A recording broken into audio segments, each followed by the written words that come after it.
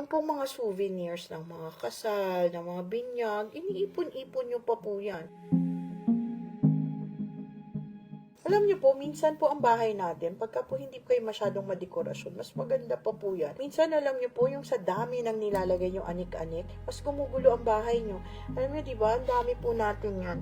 Yung pong mga souvenirs ng mga kasal, ng mga binyag, iniipon-ipon nyo pa po yan. 1 or 2, that's fine. Pero po pag sobrang dami na po yan, hindi na po yan collection. Mag-collect kayo ng valuable things. Hindi ko po sa minamaliit ko. If you think big about it, I totally respect that. Pero tandaan nyo po sa isang space, lalo na po kung maliit lang ang space nyo, avoid clutter. Pag yan ay nagpatong-patong dumami o nagkalat-kalat dyan, clutter na po yan. Hindi po isipin ng cosmic, ay hindi may sentimental value to, kaya okay to. Tandaan nyo, there's no right or wrong, there's no true or false with energy, no? It's just, an energy. So, pag yan ay nagtipon-tipon yan, diba? So, nagiging kalat po yan.